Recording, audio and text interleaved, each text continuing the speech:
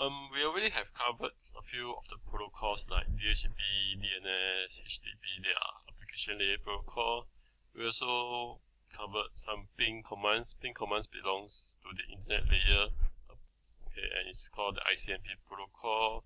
We also went through the wired cable. The cable is called the Ethernet cable, and the protocol that defines the cable is in the network access layer. So it's called the Ethernet protocol. Okay, what we didn't really see in the protocol is actually in the transport layer.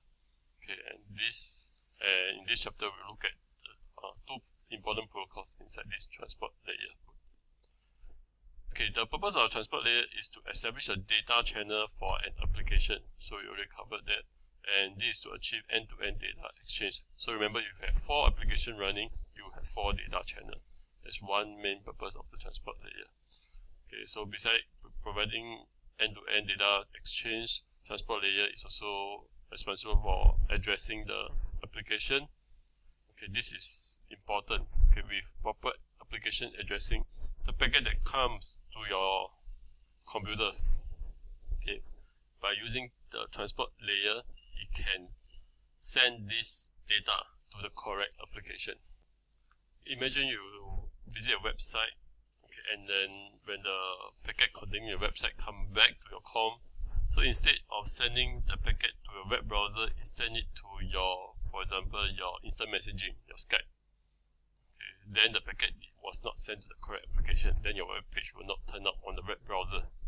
So the important function of transport layer is to provide this application addressing, so that when the packet comes, it will send it to the correct application, be it the web browser, the instant messaging software. Okay. We also provide other services like segmentation of data, error control, flow control, congestion control. So in this module, we will look at only application addressing. In the other function, we will cover in the year 2 module, okay, if you take the network option. Okay, the two main protocol in TCP/IP transport layer are called the TCP and the UDP. TCP stands for Transmission Control Protocol. UDP is User Datagram Protocol. TCP is connection oriented. UDP is connectionless. Okay, we'll touch more about them. Okay, what do we mean by connection oriented? Okay, connection oriented means you need to establish a connection first before you can send data across, before data communication can take place. So this is called connection oriented. Okay, and TCP also provide flow control. It allows the sending host and the receiving host to adjust the speed of the communication. It's also a reliable protocol. That means data that is sent, okay, you can be assured that it will be received by the host. Okay, so it will provide, how do we ensure reliability? The receiving host will send acknowledgement whenever he receives the data. Okay, if the sending host did not receive the acknowledgement from the receiving host, they will then retransmit the data. Okay, so there will be retransmission to ensure reliable transmission. So that's for TCP. Okay, remember, for every layer we add a header. So for TCP, right? Okay, if you have this data, when you add, you will need to add a TCP header here. Okay, and a TCP header, okay, a TCP header looks like this. Okay, quite a lot of information. Its minimum is 20 bytes long, but it can go up to 40 bytes long. Okay, under this option, it can be 0 or 40 bytes long. Okay, there are 10 compulsory fields that make up the 20 bytes. Okay, including source port and destination port and other stuff inside that. These are compulsory fields. It must be present in every TCP packet. Okay. Feature of TCP. Okay, one of the main purpose of TCP is to send the packet to the correct application. Okay, how do they do that? They use what we call the port number, source port number, and the destination port number. Okay, we'll talk more about them later. And to provide reliable transmission, we have sequence number and acknowledgement number. Okay, remember, the sending host will send packets with certain sequence number. If these packets are received by the receiving host, they will send back the packet to the sending host with the proper acknowledgement number to tell the sending host I have received them. We also provide flow control, okay, to allow the host to adjust the speed of communication. How do they provide that? Through windows. So these are actually fields. Okay, we go back to the earlier slide. These are actually fields inside the header to provide all these functions. Okay, so TCP add this header to the data so that they can provide this function. Okay, next, UDP. The other protocol besides TCP is called UDP. It's connectionless. Connectionless means you do not need to establish a connection before you send the data. So if I'm using UDP, the sending host will immediately send out the data. It will not try to establish a connection first. Okay, and you will assume that the data will be received by the receiving host. Okay, there's no flow control. That means the host cannot adjust the speed of the communication, and the transmission is unreliable. There's no acknowledgement coming back. So the sending host will not be able to detect any field transmission. Okay, so TCP is similar to like you want to call your friend. Okay, so before you can start talking to your friend, what you need to do is to dial the number, the phone rings.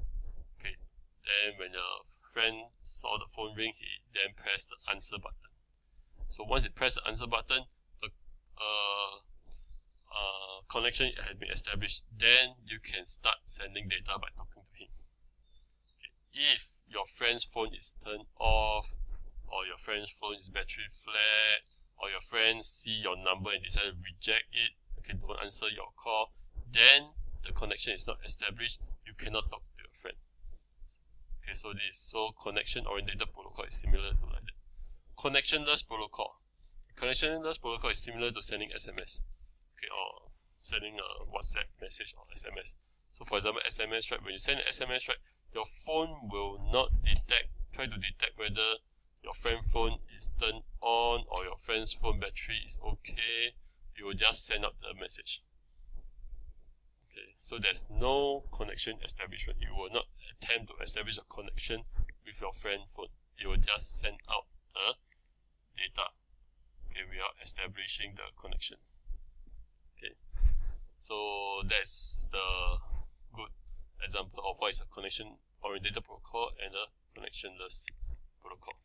Okay, so this is a UDP header. Okay, straight away, if you compare a TCP header, looks like this, and a UDP header that looks like this, you'll see the UDP header is much simpler. Okay, why is it simpler? Because UDP don't provide flow control, though it's unreliable. There's no connection establishment. So by not utilizing these features, so UDP don't provide this function, the header will be smaller. If you need to provide more function, you need to put more things into the header. So it's only 8 bytes long and only 4 fields: source port, destination port, length, and checksum. No sequence number, no acknowledgement, no window. Therefore unreliable and no flow control. So which one is better? Okay, obviously, if you think, oh, reliable, of course it's better, and you have flow control, is of course better, but you have to pay a price because look, you have a bigger header. If you have a bigger header, your data will be bigger because you have a bigger header. Okay, and in data communication, we don't like to send big data. When we send big data, it slows down the network. Okay, so if your header is smaller compared to UDP, so for UDP, this data, the header is smaller. So with a smaller header, in data communication, we like it because the overall size will be smaller. So your network will run faster. So there's also, of course, pros and cons between TCP and UDP. So TCP is reliable but slow.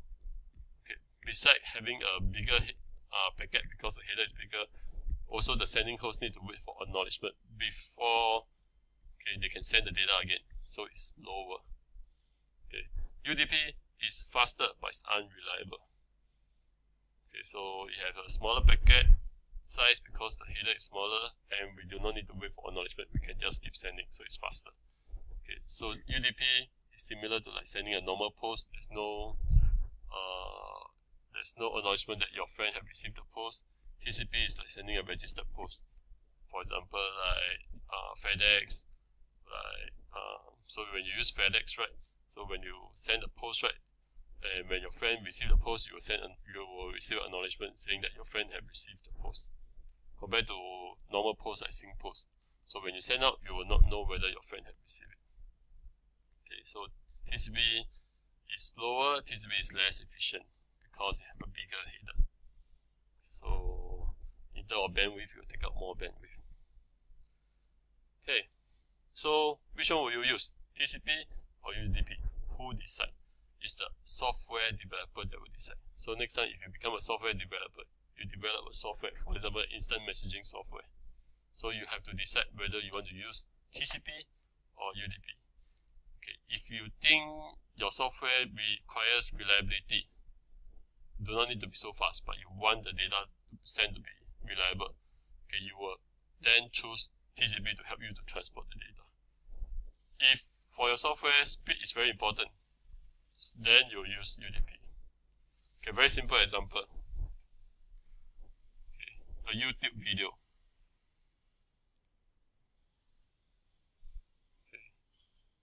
Okay, so do you think YouTube video uses TCP or UDP? Okay, for example, let's imagine if it uses TCP. So TCP is good because it's reliable. Okay, TCP is reliable. But if you use TCP, right, for example, okay, a frame came in. So your comm received the frame. There's a missing pixel here. So what will happen? If you use TCP, right, okay, because there's a data that is sent, but you did not receive it, so what the sending host will do, which is what YouTube will do is YouTube will wait for acknowledgement for every pixel that he sent to you. And if he did not receive acknowledgement for this pixel and it times out, the whole frame will freeze until YouTube resend this pixel back to you. Then the whole frame will move on to the next frame. And if it happens that the next frame also have one missing pixel, the whole frame will freeze again. Okay, so TCP is not so good for videos compared to UDP. Okay, if you use UDP, but one or two missing pixels, okay, it doesn't matter. The video will continue to move. Okay, so that you can, because one or two missing pixels, probably to your naked eyes you don't see it. Okay, so you'll rather have a smooth running video than a video that is perfect but keep on stopping. So for videos, normally, okay, voice and video will normally use UDP. Okay, in the next video, we'll look at application addressing and how TCP and UDP works so that your data can be sent to the correct application.